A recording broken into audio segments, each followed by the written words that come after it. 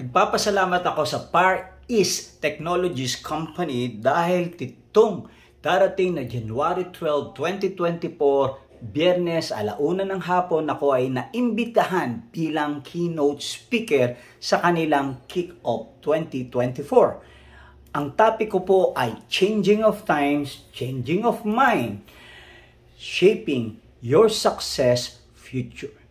Naniniwala ako ng kahapon ay ating inspirasyon at ang ngayon ang magdidikta kung sino tayo bukas. Kaya ngayon pa lamang ayusin na natin ngayon ang lahat ng bagay upang sa future successful tayo. Merong isang lalaki na si Peter Drucker, isang mahusay na guro, tagapagsulat, at tinatawag na maraming libro ang naisulat dahil sa kanya. At siya ay sumulat din patungkol sa business, culture, leadership, at kung ano-ano pa. Ito ay tunay na matalinong tao. At ang sabi niya, The 5 Ages of Civilization. Number 1, the hunter-gatherer age. Kasi nung unang panahon, ang ginagawa ng unang mga tao ay manghuli ng hayop at mag-gather upang sila ay kumain at mabuhay.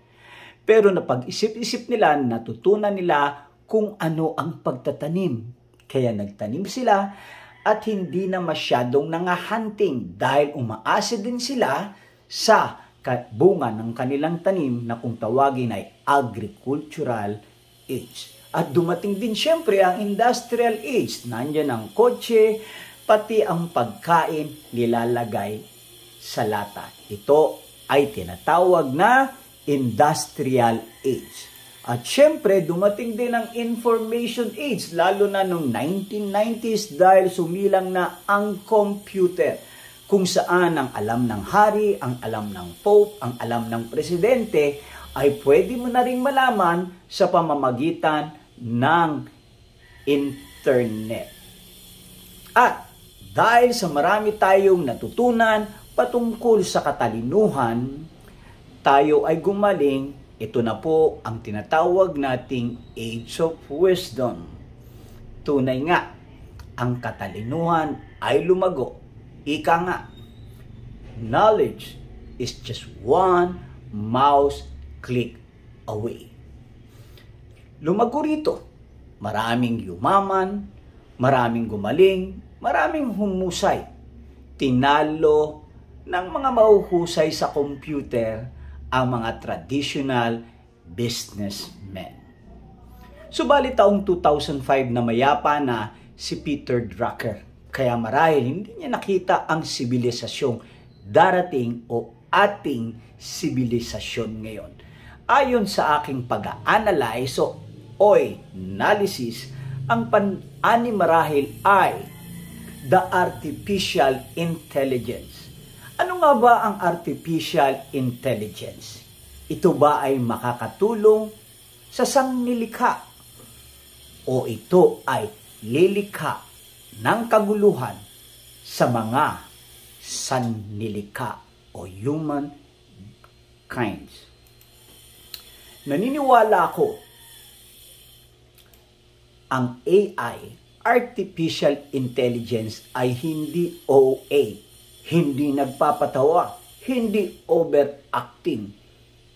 Kaya ang artificial intelligence ay dapat nating maintindihan ano ang ihahatid nito. Mauunawaan natin to base sa Olan analysis. Lalo na nung napanood ko ang Dark Fate ni Arnold Schwarzenegger, The Terminator, maunawaan nyo kung ano ang tao at kung ano ang robot pagdating ng panahon. Dahil para sa akin, sinasabi na nun o pinapakita na nun sa pamamagitan ng pelikula kung ano ang ating magiging future. 3 taon o 4 na taon nang nakakaraan ay nakagawa ako about AI. Sinaliksik ko ito. Ano ba ang hatid ng artificial intelligence? Good or bad?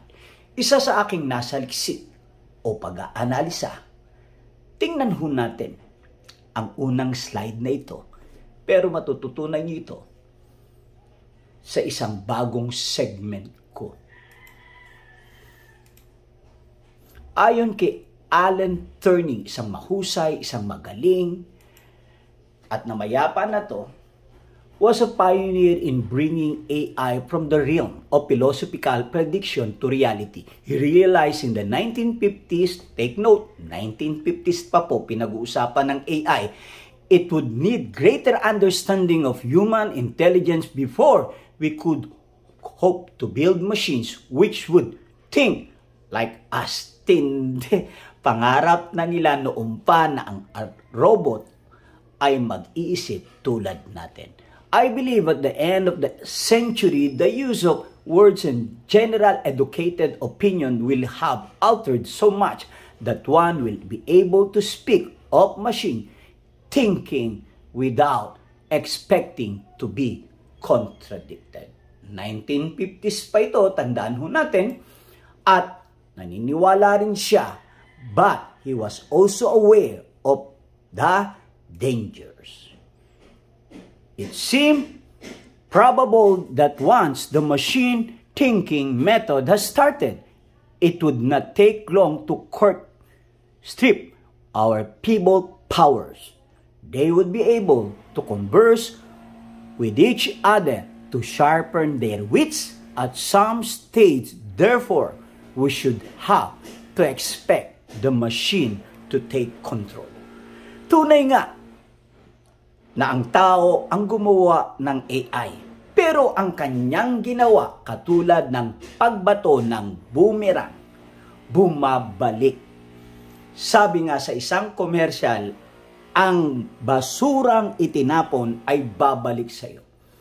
Ngayon, ang artificial intelligence with twinkle of an eye, mabilis sumagot sa mga tanong mo, lalo na ang GPT AI. Pag-uusapan natin to sa ibang training ko, sa ibang module ko. Ang AI ba ay kakampi ng humankind o ang AI ang wawasak sa ating henerasyon? Tandaan natin ito. Ang sabi ng isang mahusay na tao, darating ang panahon, AI ang magagamit para wasakin ang mundo. Ang nagsabi nun, ang physicist na si Stephen Hawking. Mabuhay kayong lahat. Patuloy po akong magbibigay ng aking mga opinyon, ng aking pananaliksik sa segment na Oy Analysis.